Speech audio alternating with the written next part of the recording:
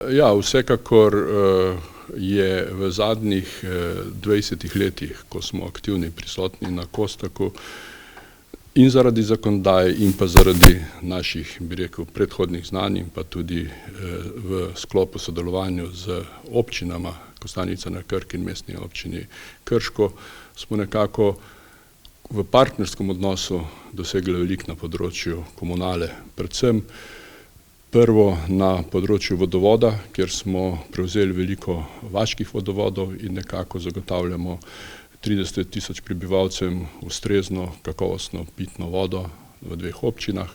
Potem na področju odvajanja in čiščenja odpadnih voda, saj se je v tem času zgradilo vse čistilne naprave v zadnjih 20 letih in so vsi ljudje, ki so nekako živijo v predvidenih aglomeracijah za priključitev na čistilne naprave, tudi priključeni. Potem velik premik se je naredil, ko so se začele graditi male komunalne čistilne naprave oziroma individualne čistilne naprave in je že 500 čistilnih naprav vključenih v sistem čiščenja odpadne vode v obeh občinah. Potem pa normalno na področju ravnanja z odpadki, če rečemo, da v letu 2001-2002 nismo nič ločevali odpadkov in smo bili med najslabšimi občinami v Sloveniji, smo sedaj med najboljšimi.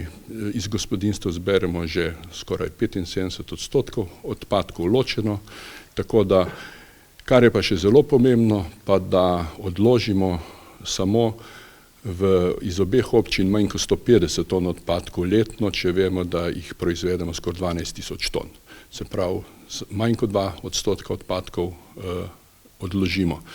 Potem pa normalno premiki so tudi na drugih dejavnostih, predvsem na pokopališki dejavnosti, saj smo iz krajevnih skupnosti prevzeli vsa pokopališča, v letošnjem letu še pokopališče Rožno, tako da nekako za primerno ceno mislimo, da zelo dobra storitev.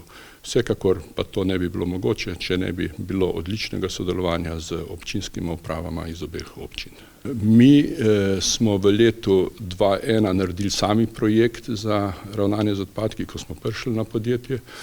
V 2002 smo začeli izvedbo, v 2003 smo nekako naredili že tudi prvi zbirni center za priročno kompostarno, vsekakor pa smo mi postavljali sistem od vrat do vrat od samega začetka, ker moram povedati, da sem že prej bil aktivno prisoten pri postavitvi skoraj polovice Slovenije pri ločenem zbiranju odpadkov in naš sistem temelji na zbiranju odpadkov od vrat do vrat, se pravi v vseh urbanih naseljih ima vsako gospodinjstvo 3 posode za odpadke, se pravi imajo posode za ostale odpadke, ki jih sedaj pobiramo samo enkrat na 3 tedne, potem so posode za biološke odpadke, ki jih v sezoni pobiramo enkrat tedensko, izven sezone enkrat 14-dnevno in pa posode za mešano embalažo, ki jo pobiramo 14-dnevno. Poleg tega imajo pa še vsi občani na razpolago tudi ekološke otoke, 300 ekoloških otokov, kjer lahko zbirajo steklo in papir. Potem sta pa v vsaki občini tudi zbirni center, kjer pa lahko občani, ki so vključeni v sistem zbiranja odpadkov v obeh občinah, tudi brezplačno pripeljejo večje kose odpadkov oziroma če pospravljajo, tako da je to tudi brezplačno za vsakega občana. Pa na poziv imajo možnost enkrat na leto oddati približno 1 kubični meter odpadkov brezplačno, ampak to na poziv, se pravi pokličejo, mi pa pridemo s kombijem iskati na dom, se pravi tudi, če so starejši, tudi pomagamo iznesti stanovanja, tako da je storitev, mislim, da za ceno, ki jo imamo, zelo kvalitetna in med boljšimi v Sloveniji. Mi smo nekako skupaj z občino ugotovili, da so težave na ekoloških otokih zaradi tega, ker določene stranke, določeni ljudje razmetavajo te zadeve in smo nekako to zadevo začeli urejevati z vgradnimi, delno vgrajenimi ekološkimi otoki. Kaj to pomeni? Da je večino ekološkega otoka pod zemljo, večje kapacitete, manjše število posod in za razmetavanje bolj primerni, tako da trenutno je postavljenih 15 ekoloških otokov po celi občini, tako da v letošnjem letu bomo tudi nadaljevali s to prakso, tako da upamo, da bo v naslednjih letih čim več takih ekoloških otokov v obeh občinah.